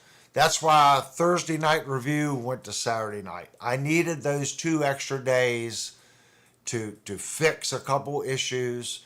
Plus, I didn't even know there was an issue until Friday night. I didn't finish all the editing until Friday night. I just couldn't get it done. I was up until 12 o'clock each night working on it. I would have not had to sleep for 3 nights straight to get it by Thursday. It just didn't happen. But that's my new thing now. I'm not going to. So if I miss a date, it's only because I feel you guys deserve better, if that makes sense. If you are trusting to come to this channel to watch the review, I want it to be solid information and as correct as I can possibly get it with decent editing. That's just how I feel. There's tricks to soldering. I used to micro solder. It takes a while. Soldering iron and notch and small pocket and the tip. Yeah, I stopped using flux. I use a flux pen now. It's much neater, much nicer. You can put the flux right where you want. Plus, if you use the paste flux, sometimes it'll run. With the pen flux, as soon as the solder hits it, it bubbles and evaporates off. So you don't end up with all that flux residue that you got to go back and clean off. Flux pens are great for soldering, Jerry. I did do that. And I have 2 irons. I have a station iron, which does pretty good. But if I have to join 4 pretty decent sized wires together on one bonding location, I go to my larger iron. And that gets hot quick. You know, you might have a smaller iron. If you hold it there for a long time, you can get it hot enough. But that means the heat has dissipated across that potentiometer. That's really hard on it. It's better to have a very hot iron that has high wattage where you can get that one little spot really hot, really fast, get it bonded, and get off of it. Because that heat, okay, you've only put so much energy into the metal of that pot. Yes, it got hot, but you didn't put a lot of energy and a lot of time into it. When you got lower heat but a longer amount of time, the whole potentiometer gets warmer because it has to gradually heat up. A higher power iron right on a piece of metal, make your bonding off the heat won't transfer across. It'll cool before the whole pot gets hot. That makes a big difference too. But you also got to watch. You put too much heat in something, it's a problem too. But you don't want to be underpowered to where you're taking the iron, you're kind of holding it, waiting for the solder to melt. You're already you're going to damage the potentiometer. You're putting too much heat in it because you're like, well, it's not enough heat. It's not melting the iron, but the temperature's just gradually raising. It's staying hot. Say 120, 140, 160, 180, 200, 220. Now you're at the melting temp. Then you come off and it cools. It's going to cool slower because as you were holding that and it gradually increased, that heat is spreading. It's transferring, okay, across the top of that potentiometer. If you put a lot of heat, a really hot iron with high power, you hit the pot, make your termination, you're off. Yes, that one little spot got to maybe 240 degrees for 4 seconds and then you're off. It didn't go to 120, 140. It's just gradually, it's just hovering. That's how you destroy your electronics. That's also why your PVC jacket will melt back on your wire because you're keeping that heat. Even though it's not to melting temperature, it's still really hot. And it damages the PVC jacket and your components. Especially caps. Caps get hot, that you're adding age. It's just like that thing got hot. It's been in a component for 20 years getting hot. Well, you're sitting there and you've got that much heat on that cap, you're just killing the longevity of the cap, if that makes sense. Yeah, tinning your wires do help. I do that as well. Take the flux pen, hit the end of the wire, tin it. That stops the fray as well. You can run the wire out long, spin it together, tin it, and then cut back here. You know, only leave enough to push through the potentiometer arm or make your bond on your cap. Make your bond. That was the only thing that I saw on that fender. If you go back and look on the claw, there was a long, it was about 1/4 inch section of tin wire before it went to the ground bond. It was tinned. It really doesn't make a difference, but I would have preferred if they tinned it to nip it back and get that PVC jacket down further. It's a ground on the back of the tremolo cover, on the claw, so it would never cause a problem. Like I said, they did tin it, but just being picky. I would have preferred that they cut that and then bonded it, if that makes sense. That was the only thing that I saw on that whole guitar. Pretty nice guitar. Oh, I see Jerry's comment. Did you see that, honey? I told Linnell that the other day. I said, I could leave the stream and Linnell could take over. Most of the people wouldn't mind. Yeah, I know. She's laughing about it now.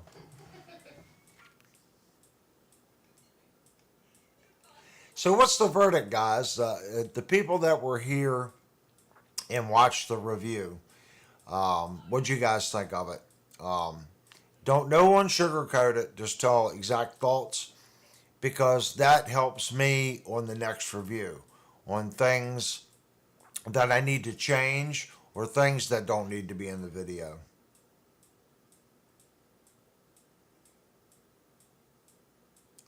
Exactly, Jerry. That's what I saw on that fender. All the little puddle spots were shiny and clean. I don't think that's ever going to happen. But I'm hoping reviews like this, products that stick around, like the Alex License Les Paul, that video was really slow when I released it. It got like an instant 350 views pretty much the first day. And then it just kind of 2 or 3 views every day. Sometimes 4, sometimes 5. But it consistently gets 4 or 5 views every day. Some of the Fireflies. If the Firefly restocks that guitar, the view count instantly goes back up. The guitars that are bad, like the Valgoas, they no longer make. And I can almost tell when a certain guitar comes back in stock, like the off-brand budget guitars, because the viewer count will start going back up on it. And when I see that, I go to Amazon, oh, they brought that guitar back in stock. My only fear is each production run sometimes can change. So, is that guitar the same as the one that I reviewed? Oh, yeah, I know. I'm just it's been one of those days, guys. I did a long day. Plus, I figured, well, we did the premiere, but we'll go ahead and do a live show too. Pentagore says good review. Thank you so much. Yeah, I worked very hard on that, so I'm kind of hoping that the YouTube guitar community will not bust my you know whats, because I went against the grain a lot on that review. There was a lot of tube reviewers that were pretty harsh on that guitar, and I just don't see it. I don't know.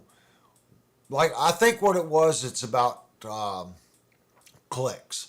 They put this, title up, the new Fender's trash, or Fender's lost their mind. You should buy a Squire, save your money, a lot of that type of stuff. And I think that was just to get you to click on the video. And I tried not to do that.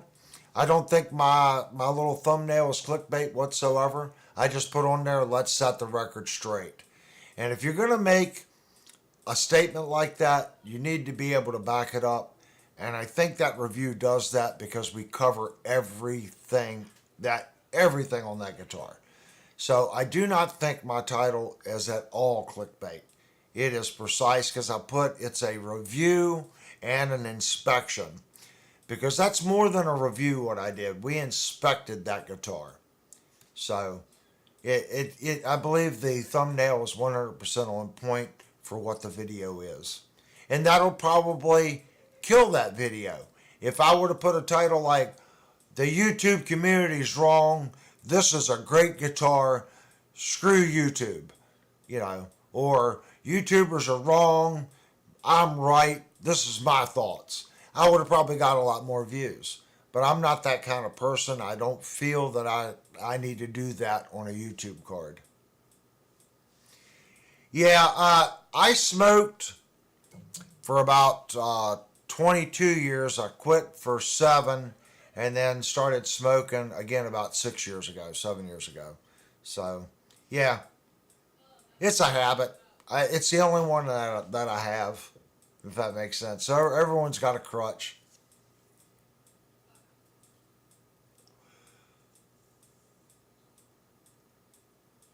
I did. They had this stuff out, Devastator. I forget what that stuff was called. When I first became a diabetic, the doctor said, look, you really got to stop smoking. And I took this stuff, and it said on the box it could cause nightmares. That's an understatement. I had horrible, horrible nightmares on this medication. It did curb my smoking. That's how I stopped smoking. But I took that medication for 2 months. But while I was taking it, I had some really nasty nightmares on it. And it said right on, I'm like, how can a pill give you nightmares? But about 2 weeks in, I realized I was having nightmares from it. Just weird dreams. I can't remember what that stuff was called, but I did stop smoking on it. Shantex, that's it. That Shantex stuff. I took that stuff, guys, and I had horrible dreams on it. It was awful stuff. So if you're wanting to quit smoking, I can say it did help me, but you're going to have some pretty nasty dreams. Yeah, Shantex, that's it. Yep, that's it. Maybe I should take it again just for 2 months. Steven. Why am I only getting part of the chat? Oh, there's Steven. I see Steven. Was Steven in the live review?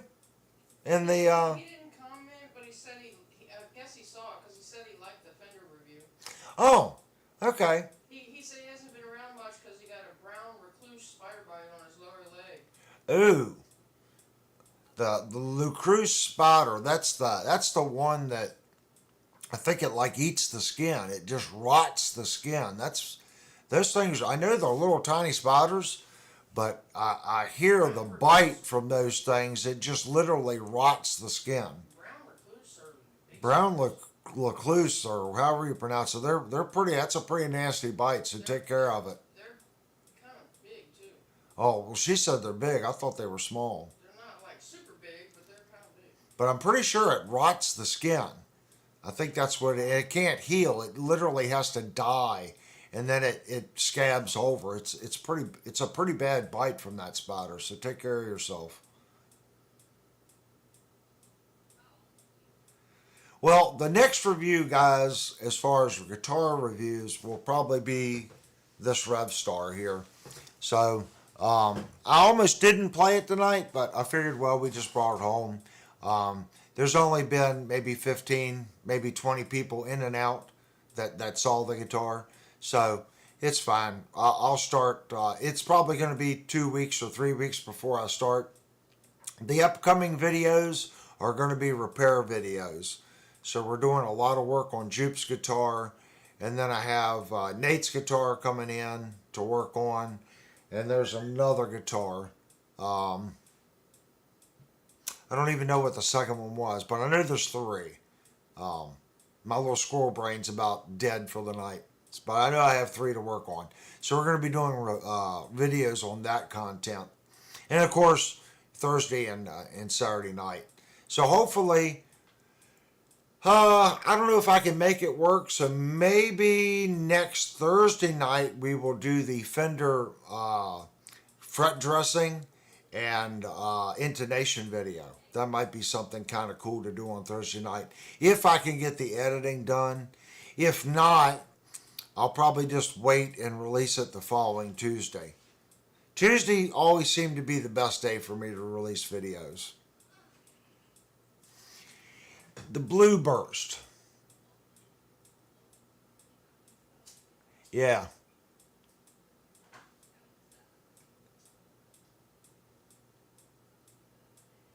Nate says, I really hope it doesn't need any work.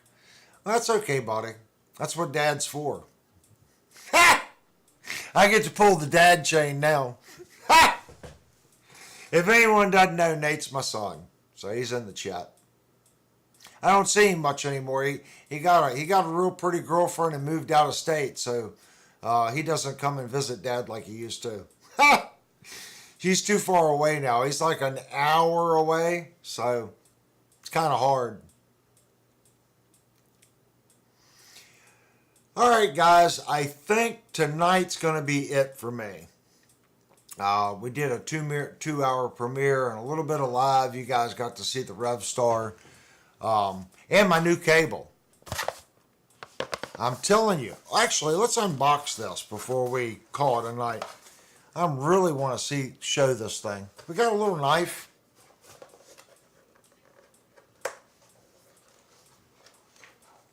I don't know if I have a cutting utensil. Let me see here.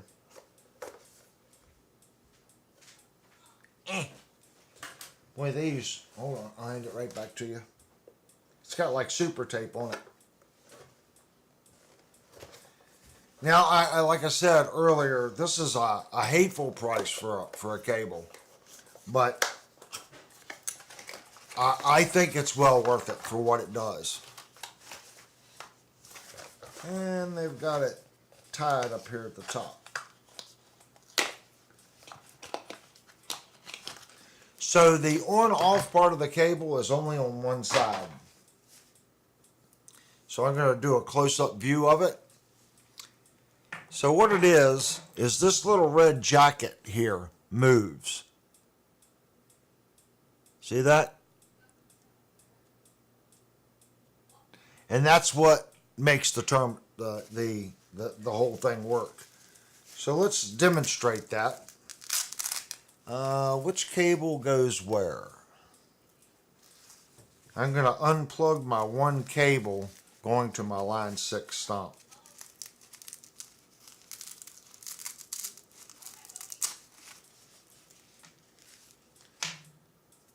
And it gave you two little Velcro strappy things.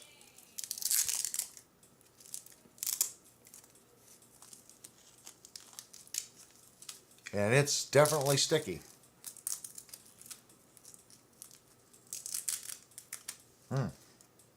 Works pretty well.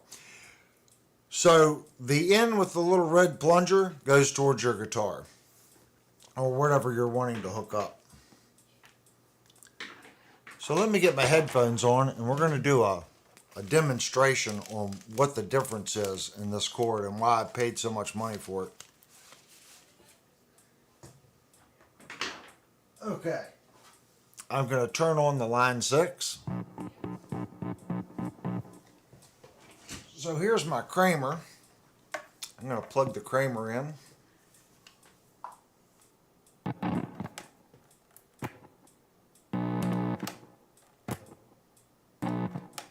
See what it's doing? Okay, now we're going to take the new cable. Let me unplug it from the line 6 here. Right input, so it's that cable. Now I'm going to take the new cable and I'm plugging the end that does not have the red plunger into the line 6.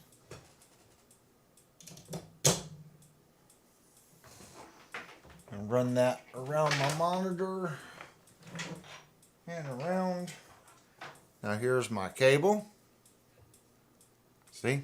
Dead. 100% dead. It's a bad cable. Damn it. They sold me a bad cable. Now, I'm going to take my guitar. Turn the volume up. See? No noise.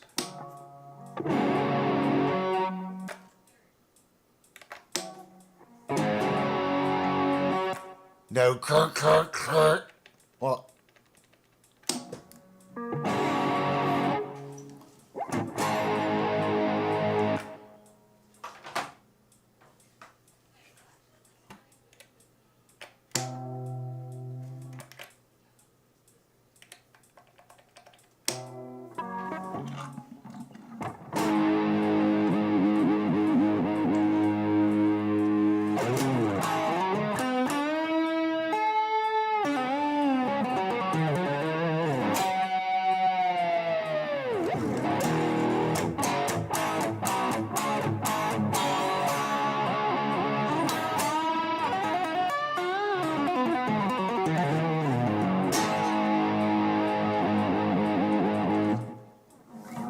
so that's the deal with the cable.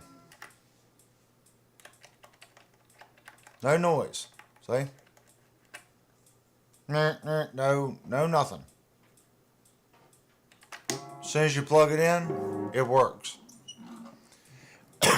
I think that's just stupid cool.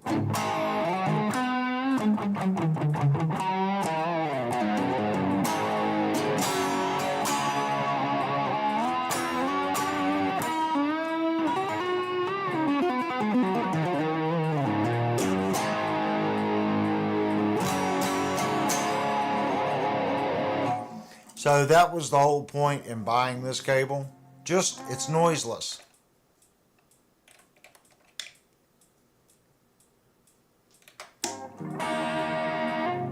So I don't know what you think that. There, like I said, you can buy a nice cable for probably $23. This is only a 10-footer, okay? It was $52. I think you could get the 20-footer for like $55. So it's the cost of this end. And I didn't want a long cable. I just wanted something to put right here with my line 6, if that makes sense. So now, during the live stream, if the guitar isn't hooked up, I can keep the line 6 live because my cable's dead when it's not plugged in. For me, doing what I'm doing here, that's a game changer. I mean, that just works for me. There we go. My line 6 fell over. So I picked that up, and it's, here's the box. Linnell told me to get the 20-footer. Maybe I should have. What I think would have worked best is a 15 footer, but they didn't have a 15. They had a 10 and a 20. I just didn't want a bunch of cable wrapped around my feet down here. So it was built just to go from the line 6 to where I'm setting. So it runs underneath the desk. So the line 6 is right here at my end of my fingertips. But it runs under the table and into the guitar. So 10 foot's all I needed.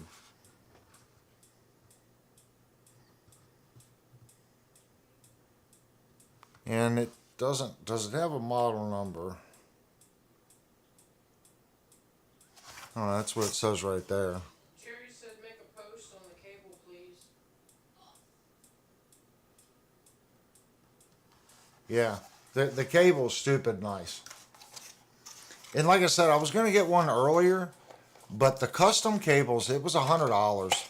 And they brought one out for me twice. The last time was a couple months ago, and I said I can't give you $100 for a 15-foot cable. I can't.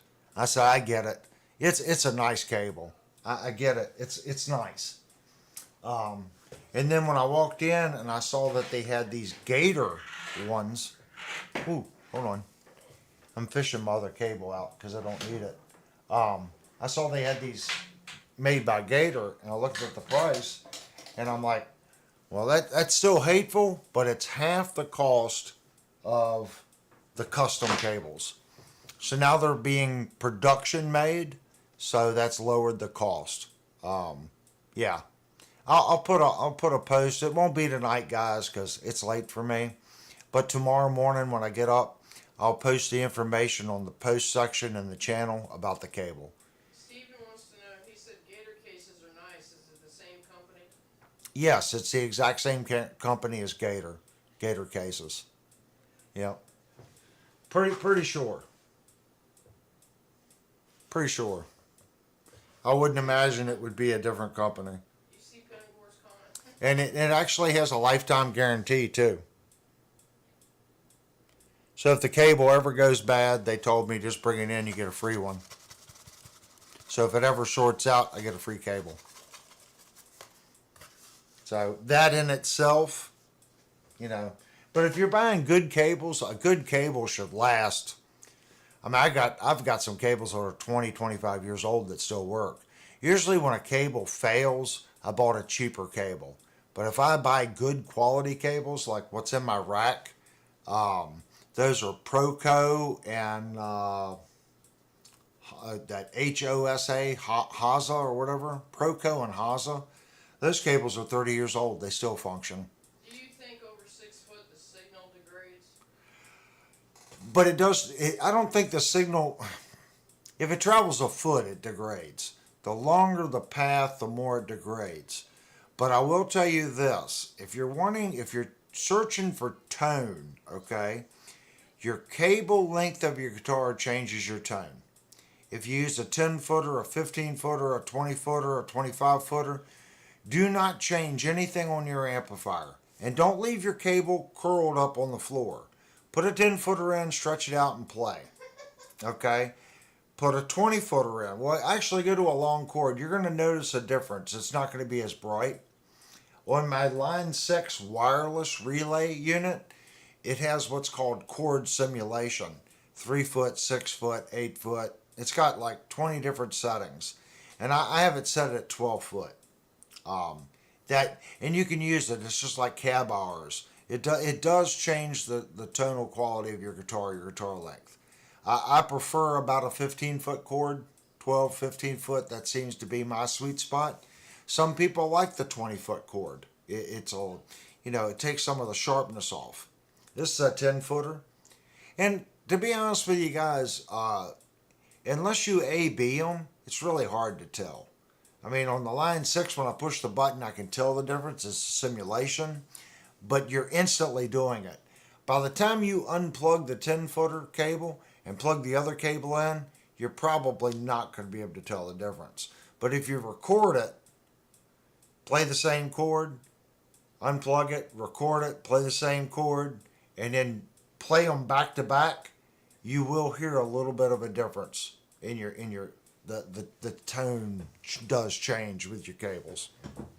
higher grade cables with copper, not aluminum, or aluminum copper that's been, or aluminum wire that's been tinned on the outside with copper, because they claim, well, the signal only passes on the outside part of the wire. That's true, but you still have aluminum, and aluminum resonates with electricity at a different frequency than copper.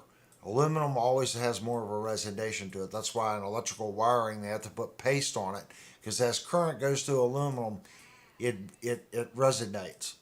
So you're always better off going to a high grade copper, or if you really want to get stupid money, you can go with silver. Silver tin copper is the bee's knees, but I don't think in the guitar world you'd ever be able to tell the difference. A lot of the hi-fi nuts, they want the gold ends with the tinned silver, pure oxygen-free copper cable. I believe this probably is an oxygen-free cable at that price point. Oxygen-free just means that it's not going to corrode and darken. People go, well, it still travels electricity. That's true. But if the copper's cleaner, there's less resistance. So when you take the oxygen out of the cable when it's shrunk down, there's no air in there for it to oxidize. So the cable stays nicer longer. That's 99.9% of it right there, oxygen free. So Jerry, yeah, the length of your cable does change your tone. But nowadays, like I say, a lot of these things they simulate. It's all simulation. But I'll post that tomorrow. Like I said, another look of it, that end. And look at the 1/4 inch cable itself. The jacket here, and the stress relief, and that's a pretty thick cable. Let's see if it gives a sound performance headliner series. Low noise, oxygen free. Yep, it says right on the cable. So it's a low noise, oxygen free cable. And it just says www.gatorcableworks. So maybe it is a different company other than Gator Cases, because it actually, unless they have two different websites, it says gatorcableworks.com. Sweet cable. Okay, guys, like we do every live stream, I'm going to put up the 5-minute, chat window so everyone can chat for 5 minutes and close up the conversations. And I want to thank everyone that, comes and watches and hangs out during the live streams and supports the reviews. Put comments on every video, whether it's a live stream or a review. Every comment, every thumb up, push or thumbs down, YouTube counts that as interaction and pushes the video. Little emojis, all that kind of stuff really does make a difference, guys. So you just take 5 minutes, even if it's just love the show, love the review, whatever. Just a quick comment on each one really does help the channel. And I'll see you guys next Thursday with either a Jupe, no, actually it won't be Jupe stuff yet, with the Fender repair video, or we'll just do a live stream and we'll do the repair video the following Tuesday. So it's kind of up in the air right now. But I'll definitely see you guys on Thursday. Now I got to figure out which button to hit, because I did some changing. I'm gonna say it's this one. So if it comes up Thursday night, I'm gonna hit a different button. But this is the 5-minute chat.